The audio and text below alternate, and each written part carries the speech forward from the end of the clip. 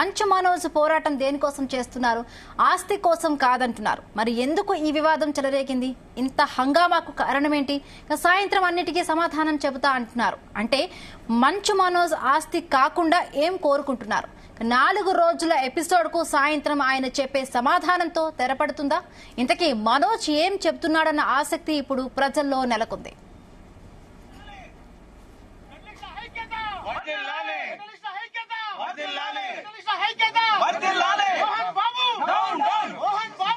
ఇలాంటి రోజు వస్తుందని ఊహించలేదండి. నిజంగా మీడియా మిత్రులకి, ముఖ్యంగా 2 అన్నలకి నా క్షమాపణలు. నా తరఫున, మా అన్న తరఫున నేను సారీ అడుగుతున్నాను. నేను నీ తమ్ముడు అనుకోండి, మీ వాడిని అనుకోండి, మీకు నీ తోడుంటాను. మీకు ఏదున్నా నాకు ఫోన్ చేసేదండి. నేను ఎప్పుడు ఒక్క కాల్ దూరంలోనే ఉంటాను. I will always be there to support you and your family. And I'm sorry, నా కోసం సపోర్ట్ చేసేదానికి వచ్చి మీకు ఇలా జరగడం నాకు చాలా బాధగా ఉంది. అది కూడా నేనేం తప్పు చేయలేదండి. నేను ప్రేమించిన అమ్మాయిని పెళ్లి చేసుకున్నాను, ఆ అమ్మాయి కోసం పోరాడాను. దాంట్లో తప్పేంటంటే నాకు అర్థం కావట్లేదు. అండ్ ఈరోజు వచ్చి 10 మందికి నిలబడినప్పుడు నేను చెడ్డోడిని అయిపోయాను. ఎక్కడ సైన్ పెట్టమంటే పెట్టాను, రమ్మంటే వచ్చాను, పొమ్మంటే పోయాను. ఎన్ని సినిమాలు చేయమంటే అన్ని సినిమాలు చేశాను. అన్న కంపెనీల్లో పనిచేశాను, సాంగులు చేశాను, వాళ్ళకి రికార్డింగ్లు చేశాను, ఫైట్ డైరెక్షన్లు చేశాను. ఎంతో గొడ్డులా కష్టపడాను. మనసు పూర్తిగా సంతోషంగా చేశాను. నాకు ₹1 అడిగింది లేదు. నేను దానికోసం నాకు కావాలని పనిచేయడానికి కూడా నేను అడగట్లేదు. ఒకటే అడుగుతున్నాను, మీకు నిజం తెలియాలి. అందుకోసమే ఏంట్రా వీడు అన్ని బయట పెడుతున్నాడు అనుకోవచ్చు, కానీ ఈరోజు నాకు భార్య పిల్లలు ఉన్నారండి. ఈ రోజు నేను నిలబడకపోతే రేపు నాకు పెద్ద పెద్ద పెద్ద పెద్ద అయిన తర్వాత సమాధానం చెప్పుకోలేను. నేను దొంగతనం చేసి వేరే వాళ్ళు కడుపులు కొట్టి నా పిల్లల మొహం నేను చూడలేను. ఆ కూడు నా పిల్లలకి పెట్టలేదు. నన్ను అలా పెంచలేదు, మా అమ్మ నన్ను అలా పెంచలేదు. నా భార్య వచ్చిన తర్వాత నేను ప్రతిదీ ఈరోజు సాయంత్రం 5:30కి ప్రెస్ మీట్ పెట్టి ఇన్నాళ్ళు ఆగానండి. ఇంకా ఆగలేను. ఈరోజు ఈవినింగ్ ప్రతిదీ చెప్పేస్తాను. ఆ రోజు నేను పోలీసు సపోర్ట్ అడిగినప్పుడు స్టేషన్కి 100కి ఎందుకు ఫోన్ చేశాను, ఆ 100 దగ్గర నుంచి నేను పర్మిషన్ ఇస్తున్నాను, నాకు ప్రాబ్లం లేదు. మీరు ఒప్పుకుంటే మీరు మీ వల్ల అయితే 100లో నేను ఏం మాట్లాడానో మీరు తీసుకుని వినండి. ఆ రోజు ఆ హీట్ మూమెంట్లో జరిగిన మూమెంట్లో మాట్లాడాను. ఇంట్లో 10 బండ్లు ఉన్నాయి, అందరూ ఉన్నారు ఇంట్లో. మరి ఇన్ని బండ్లు ఉంటే ఇంట్లో ఎవరికైనా ఏదైనా అయితే కారుల్లో తీసుకెళ్తాం. ఆ రోజు 108 అంబులెన్స్ వచ్చింది మా ఇంటికి. ఈ విషయం ఎవరికైనా తెలుసా? పోలీసులు కూడా తెలుసు, అది ఎస్ఐ గారికి తెలుసు. అది బయటికి రాదు. అది కూడా నేనేం తప్పు చేయలేదండి. నేను ప్రేమించిన అమ్మాయిని పెళ్లి చేసుకున్నాను, ఆ అమ్మాయి కోసం పోరాడాను. దాంట్లో తప్పేంటంటే నాకు అర్థం కావట్లేదు. అండ్ ఈరోజు వచ్చి 10 మందికి నిలబడినప్పుడు నేను చెడ్డోడిని అయిపోయాను. ఎక్కడ సైన్ పెట్టమంటే పెట్టాను, రమ్మంటే వచ్చాను, పొమ్మంటే పోయాను. ఎన్ని సినిమాలు చేయమంటే అన్ని సినిమాలు చేశాను. అన్న కంపెనీల్లో పనిచేశాను, సాంగులు చేశాను, వాళ్ళకి రికార్డింగ్లు చేశాను, ఫైట్ డైరెక్షన్లు చేశాను. ఎంతో గొడ్డులా కష్టపడాను. మనసు పూర్తిగా సంతోషంగా చేశాను. నాకు ₹1 అడిగింది లేదు, ఆశించలేదు. నేను దానికోసం నాకు కావాలని నేను పనిచేసిన దాన్ని కూడా నేను అడగట్లేదు. ఒకటే అడుగుతున్నాను.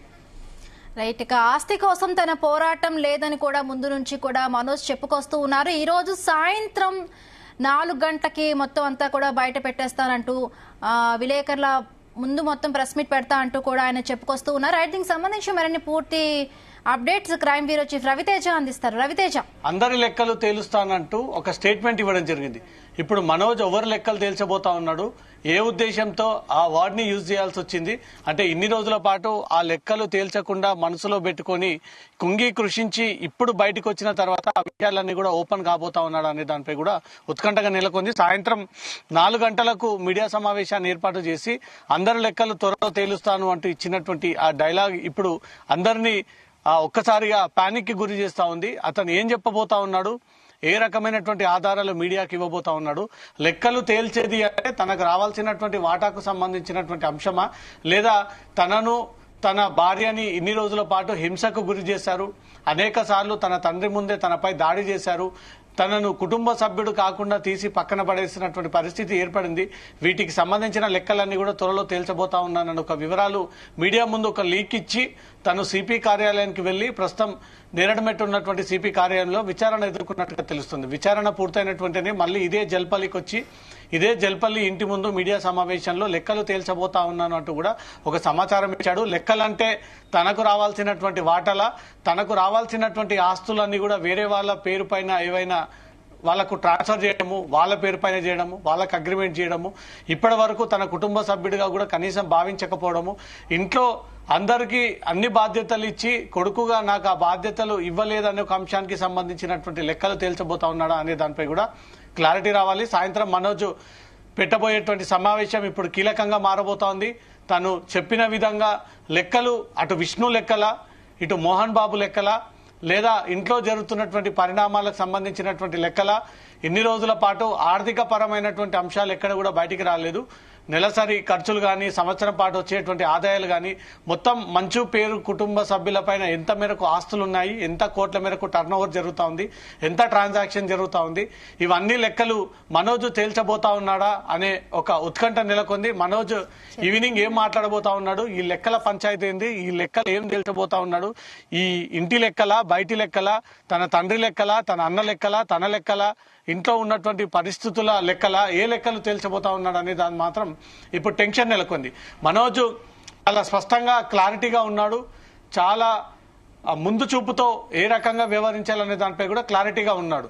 తన భవిష్యత్తులో పిల్లలకు సమాధానం ఇవ్వాల్సినటువంటి బాధ్యత నాది రెస్పాన్సిబిలిటీ, నేను సమాధానం ఇవ్వాలి. రేపు భావితరాల కుటుంబీకులు, కొడుకులు, కూతుర్లు అడిగితే దానికి ఏం సమాధానం చెప్పాలి. సో వారి కోసమే నేను ఈ న్యాయ పోరాటాన్ని చేస్తా ఉన్నాను. తన తండ్రి మంచివాడే, తన తండ్రి దేవుడు, మా అన్నని, మా తండ్రిని వినయ్ అని ఒక వ్యక్తి ట్రాప్ చేస్తా ఉన్నాడు. వాళ్ళ ట్రాప్ లో వీళ్ళు పడి తిరిగి కుటుంబ సభ్యుల్ని దూరం చేసుకుంటా ఉన్నారు.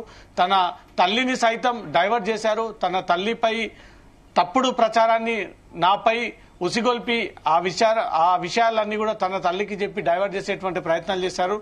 అటు అన్నని దూరం చేసి, ఇటు తండ్రిని దూరం చేసి, ఇటు తల్లిని దూరం చేసి ఒంటరిగా నన్ను ఇంట్లో నుంచి పంపించేటువంటి ప్రయత్నాలు జరుగుతా ఉంది. ప్రతిదీ నేను క్వశ్చన్ చేస్తాను కాబట్టి నన్నే టార్గెట్ గా చేసి మోహన్ బాబు ఇంటి చుట్టుపక్కల ఉన్నటువంటి వ్యక్తులందరూ కూడా ఆ మోహన్ బాబు ఇలా వ్యవహరిస్తా ఉన్నాడు, మోహన్ బాబు వ్యక్తిత్వం ఇలాంటిది కాదు, ఇలా దాడు చేసేటువంటి సంస్కృతి అతనిది కాదు, అతను ఇన్నేళ్ల నుంచి ఒక తండ్రిగా చూస్తా ఉన్నాను, ఇంత విచక్షణ రహితంగా కోల్పోయి, ఇంత విచక్షణ రహితంగా దాడులు చేయాల్సినటువంటి సంస్కృతి మోహన్ బాబుది కాదు. ఇదంతా కూడా బయట వ్యక్తులు ఇన్ఫ్లుయెన్స్ చేసి మోహన్ బాబుని ట్రాప్ చేసి వాళ్ళ డైరెక్షన్ లోనే మోహన్ బాబు నడిచి ఈ రోజు దాడులకు పాల్పడతా ఉన్నాడంటూ కూడా మనోజ్ ఆ విషయాన్ని క్లారిటీగా మీడియా ముందు తెలియజేయడం జరిగింది. పోలీసు కమిషనర్ కార్యాలయంలో మనోజ్ విచారణ ఎదుర్కొంటా ఉన్నాడు. తను పోలీసులను రిక్వెస్ట్ చేసి, తనకు ఒక కూతురు ఉంది, భార్య ప్రస్తుతం కొంత టెన్షన్ లో ఉంది, ఈ టైం కొంత కావాలి, ఆ టైంని తీసుకొని కొన్ని రోజుల సమయం తర్వాత నేను మళ్ళీ పోలీసుల ముందు హాజరవుతాను, పోలీసులను విచారణ ఎదుర్కొంటానంటూ మాత్రం తను స్పష్టంగా తెలియజేయడం జరిగింది. మంచు విష్ణు, మోహన్ బాబు ఇద్దరు కూడా సిపి కార్యాలయం ముందు హాజరు కావాల్సి ఉంది, కానీ ఇప్పటివరకు అయితే హాజరు అవ్వలేదు. మనోజ్ అయితే హాజరయ్యి ఆ విచారణ ఎదుర్కొంటా ఉన్నాడు. మనోజ్ ఏ రకమైనటువంటి లెక్కలను తేల్చబోతా ఉన్నాడు అనేది కూడా ఈరోజు సాయంత్రం పూర్తిగా వాళ్ళ కుటుంబానికి సంబంధించినటువంటి పూర్తి వ్యవహారాలన్నీ కూడా బయటికి వివరించేటువంటి అవకాశాలు కనిపిస్తా ఉన్నాయి. బిందు, అంటే రవి, ఇప్పుడు మన జనరల్ గా ఎలా దీన్ని చూడొచ్చు? ఒకవైపు వినయ్ వీళ్ళని మిస్లీడ్ చేస్తున్నాడంటూ కూడా ఆయన మొదటి నుంచి చెప్పుకొస్తూ ఉన్నారు. ఒక ఫాదర్ కి అగెనెస్ట్ గా మాట్లాడడం లేదు, మంచోడంటూ కూడా మాట్లాడుతూ ఉన్నారు. అన్న గురించి కూడా పెద్దగా ప్రస్తావించింది ఏమీ లేదు. సో అంటే 5 గంటలకి మనోజ్ అంటే ఏం మాట్లాడబోయే అంశం అని మనం అర్థం చేసుకోవాలి. మనోజ్ మాట్లాడేటువంటి క్రమంలో తన తండ్రికి, తన అన్నకు దండం పెట్టి నేను ధన్యవాదాలు తెలియజేస్తా ఉన్నా నా తండ్రికి, నా సోదరుడికి అంటూ కూడా ఆ విషయాన్ని తెలియజేస్తూ, ఇద్దరు తన తండ్రి దేవుడు లాంటోడు, ఇప్పటికీ నేను అతని పాటలోనే నడుస్తున్నాను, అతను చెప్పిన విధంగానే, అతను తీర్చిదిద్దిన విధంగానే నేను వ్యవహరిస్తా ఉన్నాను. అప్పుడు ఉన్నటువంటి మోహన్ బాబు, ఇప్పుడు ఉన్నటువంటి మోహన్ బాబు చాలా తేడాలు ఉన్నాయి. ఇప్పుడు ఉన్నటువంటి మోహన్ బాబు అసలు తన తండ్రే కాదు, పూర్తిగా ఇన్ఫ్లుయెన్స్ కి గురయ్యి, ఒత్తిడికి లోనయ్యి, బయటి వ్యక్తులు చెప్తున్నటువంటి మాటలు విని ఈ రోజు కుటుంబాన్ని దూరం చేసుకుంటా ఉన్నాడు. ఆ విలువలన్నీ కూడా త్వరలో మోహన్ బాబుకి అర్థమవుతా ఉంటాయి. ఇటు విష్ణు కొన్ని రోజుల క్రితం దుబాయ్ వెళ్ళిపోవడము, మంచు లక్ష్మి కొన్ని రోజుల క్రితం దుబాయ్ వెళ్ళిపోవడము, నేను బెంగళూరు వెళ్ళిపోవడము, మళ్ళీ తిరిగి హైదరాబాద్ రావాల్సి సమయం రావడము, భూమా మౌనికకు టాయ్స్ బిజినెస్ ఉంది, ఆ టాయ్స్ బిజినెస్ ద్వారా ఎంతో సంతోషంగా గడుపుతున్నటువంటి మేము అప్పుడు కూడా తమను ఇబ్బంది పెట్టి మోహన్ బాబు సమక్షంలోనే తన పైన దాడి చేసి విపరీతమైనటువంటి దెబ్బలు కొట్టినటువంటి సందర్భాలు ఉన్నాయి. ఇవన్నీ త్వరలో లెక్కలు తేల్చబోతా ఉన్న ఉద్దేశంతో ఈ ముందస్తు లీక్ హింట్ ఇచ్చి తన కుటుంబ సభ్యులకు ఆ విషయాన్ని తెలియజేయడం కోసమే మనోజ్ ఈ రకమైనటువంటి స్టేట్మెంట్ ఇచ్చాడా అనేది మాత్రం ఉత్కంఠగా నెలకొంది. సాయంత్రం 5 గంటలకు మనోజ్ మీడియా ముందు ఏం చెప్పబోతా ఉన్నాడు అనేది మాత్రం తెలుగు రాష్ట్ర ప్రజలందరూ కూడా ఎదురు చూస్తా ఉన్నారు. Bindu. Okay Raviteja, thank you. Jai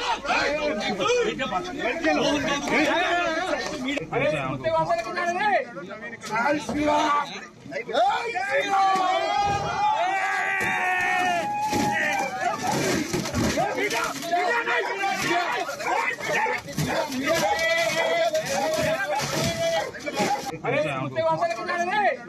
Jai Shri Ram!